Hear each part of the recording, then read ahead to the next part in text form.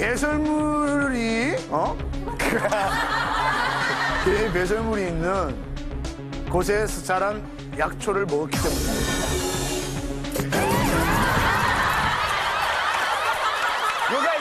요게 아니면 제가 알겠네요. 하이파이.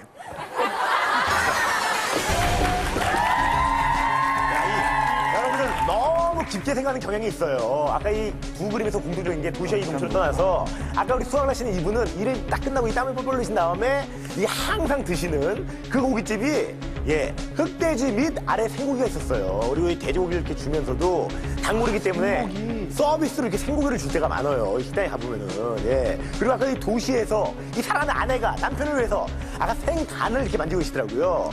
여러분들 생각하실 때 이 개회충이라는 거 앞쪽에 그 개자가 붙어서 다 그 개만 들어있는 회충이라고 생각하시는데 동물, 이 포유류에는 다 이 유사한 이 회충들이 살기 나름이거든요.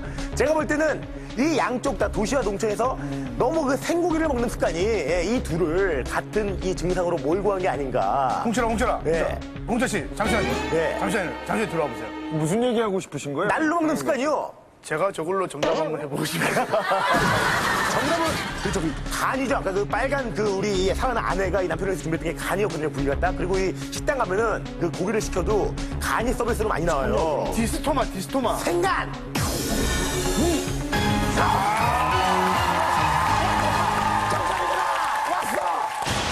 탈출 넘버 1.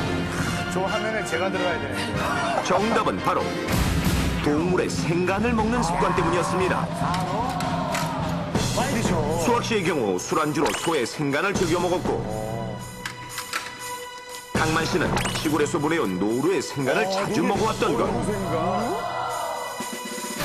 사람들이 소, 염소, 거위 등 다양한 동물의 생간을 먹는 것은 맛이 있는 건 물론이고 건강에도 좋다고 생각하기 때문인데, 시민들은 생간을 먹는 것에 대해 어떻게 생각하는지 직접 거리로 나가 알아보았습니다. 소간이죠. 생간이 건강에도 좋고 맛도 있고 그래서 생간을 많이 찾습니다.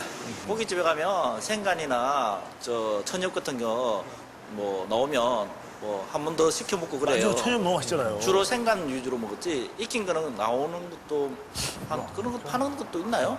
예, 뭐 맛있게 느낄 때도 있고 다음에 또 한번 먹고 싶죠. 특히 소의 간은 비타민 A가 풍부해 시력 회복에 좋다는 건 잘 알려진 사실. 그래서 많은 사람들이 거부감 없이 소의 생간을 먹기도 하는데요. 그런데 건강에 좋다는 동물의 생간이 간혹 우리를 위험하게 할 수도 있다는 사실. 실제로 식품의약품안전청에서 농촌 주민 4명 중 1명꼴로 개회충에 감염되어 있다는 조사 결과를 내놓았는데, 놀라운 사실은 감염된 사람들 중 50.8%가 동물의 생간을 먹은 경험이 있다고 응답한 것입니다. 주로 생후 1년 미만의 강아지에게 많이 발견되는 개회충. 일반적인 개회충 감염 경로는 개회충에 감염된 개를 통해 사람이 직접 알이나 유충과 접촉해 감염되는 것인데요. 전문가들은 다른 동물의 생간을 먹는 것으로도 개회충에 감염될 수 있다고 경고하고 있습니다. 그렇다면 초식 동물들의 생간을 먹는 것이 개회충 감염의 원인으로 추정되는 이유는 과연 무엇일까요? 개의 몸속에서 기생하던 개회충은 다 자라면 하루에 무려 수십만 개의 알을 낳는다고 합니다. 이 알들은 개의 배설물에 섞여 나오게 되고, 알들이 며칠 동안 자란 후 소나 염소 같은 초식 동물들이 풀과 함께 먹게 되면 개회충에 감염되는 것입니다. 다른 동물의 몸속으로 들어간 개회충의 알이 부화해 유충 상태가 되면 주로 간이나 피부 및 지방층으로 들어가 기생하는데, 그렇다면 개회충의 유충은 왜 유독 간에서 많이 기생하는 걸까요? 개회충의 유충이 간에서 많이 발견되는 이유는 모든 동물의 간이 몸속으로 들어온 그 외부 독성 물질을 해독하는 기관이기 때문에 혈류가 많고, 따라서 기생충 알이나 유충이 혈액을 따라서 간으로 흘러 들어가기 쉽고, 또 자각 증상이 금방 나타나지 않는 장기이기 때문에 기생충이 기생하기 좋은 장소가 되기 때문입니다. 개회충은 다 자라면 작게는 4cm에서 10cm까지 자라지만 간 속에 있는 유충의 크기는 0.1mm에 불과한 것도 있어 우리 눈으로 확인하는 것은 매우 어려운 일이라고 합니다. 그렇기 때문에 사람들이 모르고 유충이 기생하고 있는 동물의 생간을 먹게 돼 개회충에 감염될 수 있는 것입니다.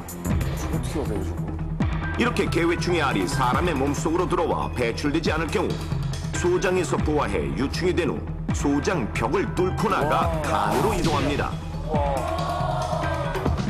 이것은 컴퓨터 단층 촬영으로 본 개회충 감염 환자의 간인데요. 군데군데 길게 이어진 흰 선들이 바로 유충이 이동한 흔적입니다. 간에서 일정 기간 기생하던 유충이 성장해 다음으로 이동하는 곳이 바로 폐. 그리고 폐에 연결된 혈관을 타고 온몸으로 퍼져나갑니다. 하지만 동물의 생간을 먹는다고 해서 반드시 개회충에 감염되는 것은 아닙니다. 잘 알고 먹어요. 우선 주위 환경이 깨끗하고 사료를 먹는 초식동물은 개회충에 감염될 가능성이 매우 희박하며 개회충에 감염이 되었다 하더라도 간단한 혈청 검사로 개회충 감염 여부를 알 수 있습니다. 대부분은 특별한 치료가 필요 없고 5개월에서 6개월이 지나면 저절로 낫게 되며 증상이 심한 경우에도 구충제를 열흘 정도만 먹으면 개회충 감염 증상이 깨끗하게 없어진다고 합니다.